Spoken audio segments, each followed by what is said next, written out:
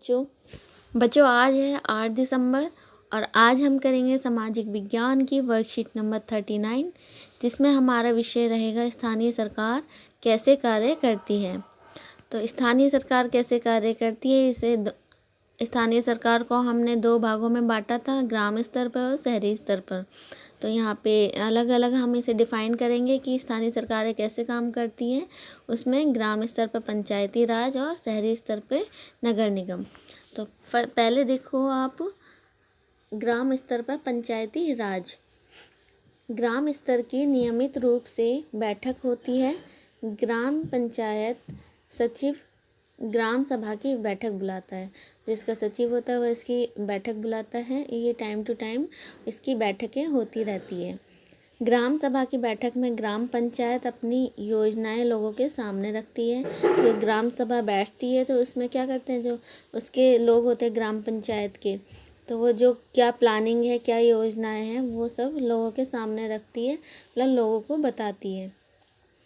इसका मुख्य काम गाँव में विकास कार्यक्रम लागू करवाना होता है। मतलब गांव के विकास के लिए क्या क्या प्लानिंग चल रही है उनके लोगों के मन में, पंचायत वालों के, वो सब लोगों को बताती है। ठीक है। ग्राम सभा ही पंचायत के कामों को स्वीकृति देती है। तो जो पूरी जो ग्राम सभा बैठती है वो ग्राम पंचायत को काम करने चाहिए या नहीं करने चाहिए, वो ही इन्हें स्वीकृति देती है। जैसे हम होते हैं ना कि आम लोग ये चुनाव करते हैं कि हम किसका करेंगे किसका नहीं करेंगे, ये सब डिपेंड करता है आम जनता पर। तो इसी तरह से जो ग्राम सभा होती है वही ये डिसाइड करती है कि पंचायत को किन कामों को करना चाहिए किन को नहीं। तभी पंचायत अपना काम कर पाती है। जब वो लोग वहाँ के, या ग्राम सभा में वो लोग ही बैठते हैं ना वहाँ के गांव के, तो वही जब स्वीकृति देंगे किसी काम को करने के लिए, तभी पंचायत के लोग वो काम को मंजूरी देते हैं। ठीक है। इस तरह ग्राम सभा पंचायत को मनमाने ढंग से काम करने से रोक सकती है। जैसे हम रोक सकते हैं ना कि अगर कोई सरकार हमारे खिलाफ कार्य कर रही है तो आम जनता उसका विरोध करती है।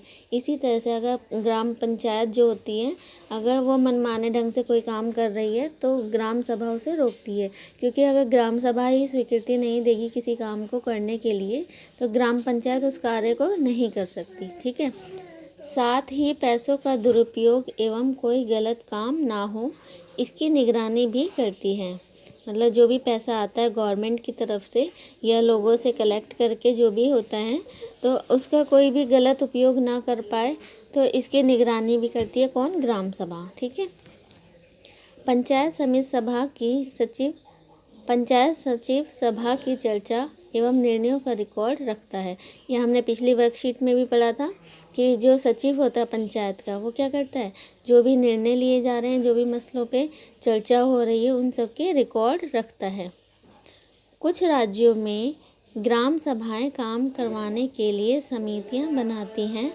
जो कुछ राज्य होते हैं वहाँ पे जो ग्राम सभा होती हैं वो क्या करती हैं, वो एक कुछ समितियां बनवाती हैं। ठीक है। उदाहरण के लिए निर्माण समिति, मान लीजिए कि गांव में एक सामुदायिक केंद्र भवन बनवाना है। ये एक एग्जाम्पल दे रखा है, उदाहरण, कि मान लीजिए गांव में हमें एक सामुदायिक भवन बनाना है। ठीक है।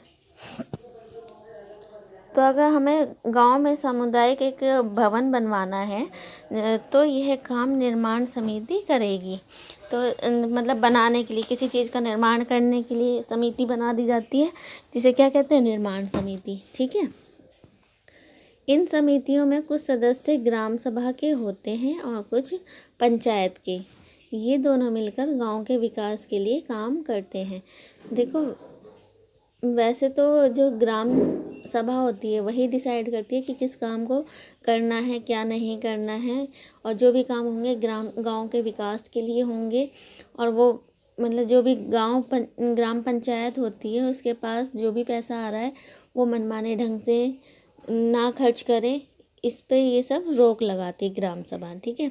लेकिन कुछ राज्यों में क्या होता है कि वहाँ पे ये जो ग्राम सभाएं होती हैं वो कुछ समितियां बना लेते हैं। जैसे इसमें एग्जाम्पल के तौर पे दिया है कि अगर हमें कोई सामुदायिक भवन बनाना है तो उसके लिए निर्माण समिति का गठन कर देते हैं। ठीक है। और इस तरह उसमें क्या करते हैं, कुछ लोग पंचायत के होते हैं और कुछ लोग ग्राम सभा के होते हैं, तो इसमें मिल कर के काम कर लेते हैं। आगे देखो, ग्राम समिति की मदद से जिला परिषद सभी पंचायतों में आवंटित राशि के वितरण की व्यवस्था होती है। मतलब सबके पास पैसे कैसे आते हैं, सीक्वेंस में आते हैं, ठीक है।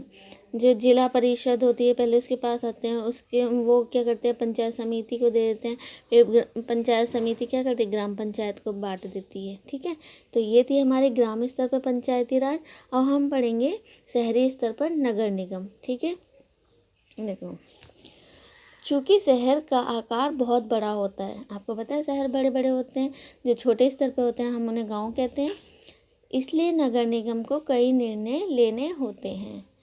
इसी तरह शहर को साफ रखने के लिए बहुत काम करना पड़ता है।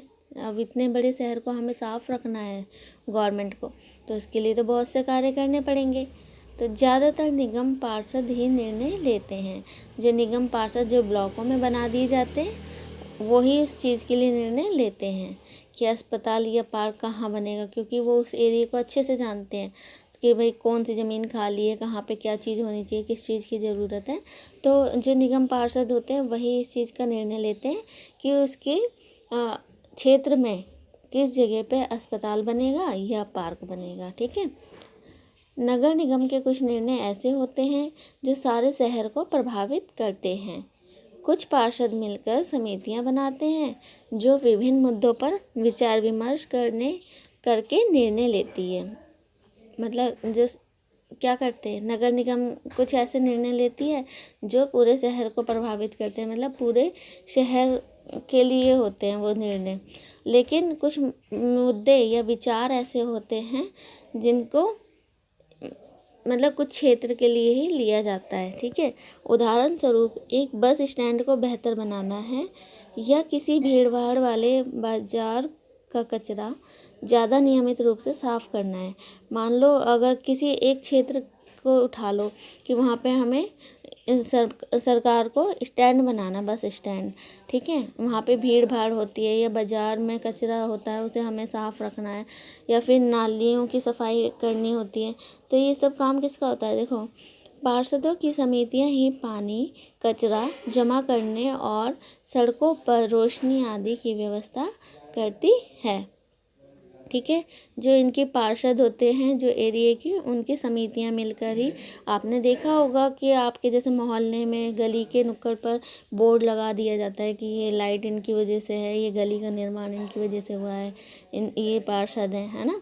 तो इस तरह से वो क्या करते हैं, जो पार्षद होते हैं एरिया के वही ये डिसाइड करते हैं, क्योंकि देखो हमारा जो शहर होता है वो काफ़ी बड़ा होता है। अब बड़े इलाके में तो बहुत मुश्किल होगी काम करने में, तो ये क्या करते हैं, इन सब का निर्णय क्या करते हैं, ब्लॉक पर छोड़ देते हैं। जैसे निगम पार्षद होते हैं ना एरिया के, उन पे छोड़ देते हैं। वही ये डिसाइड करते हैं कि उनके किस क्षेत्र में अस्पताल बनेगा, कहाँ पे पार्क बनेगा, कहाँ पे किस चीज़ की आवश्यकता है, कहाँ पे बाज़ार से उनको साफ़ रखना है, भीड़ भाड़ वाला इलाका है, कहाँ पे क्या चीज़ मैनेज करनी है, वही जो पार्षद होते हैं वही ये सब डिसाइड करते हैं, ठीक है। तो ये था हमारा शहरी स्तर पर नगर निगम, और इसमें हमने पढ़ा ग्राम स्तर पर पंचायती राज और शहरी स्तर पर नगर निगम, ठीक है बच्चों। इसके बाद देखना आपके 3 क्वेश्चन दे रखे हैं। फर्स्ट क्वेश्चन है आपका घर निगम के किस वार्ड के अंतर्गत आता है। तो आपको ये काम है कि आपको ये जानकारी इकट्ठी करनी है कि जो आपका घर है जहाँ पे आप रह रहे हैं तो वो किस निगम के वार्ड के अंतर्गत आता है, वो वार्ड नंबर क्या है, ठीक है। ये सब आपको लिखना है। फिर सेकंड क्वेश्चन है, देखो अपने क्षेत्र के निगम पार्षद का नाम पता करके लिखिए। तो सेकंड क्वेश्चन में आपको क्या करना है कि जो आपके एरिया का निगम पार्षद होगा उसका नाम लिखना है। फिर थर्ड क्वेश्चन है, यदि आप अपने क्षेत्र के निगम पार्षद होते तो कौन कौन सी समस्याएं हल करते। मान लीजिए आपको अपने एरिया का पार्षद बना दिया जाए, हेड बना दिया जाए, तो आप किन किन परेशानियों को हल करते, ठीक है। कौन कौन सी ऐसी समस्याएं थी आपके एरिया में जिन्हें आप हल करते, ठीक है बच्चों। वीडियो देखने के लिए आपका धन्यवाद।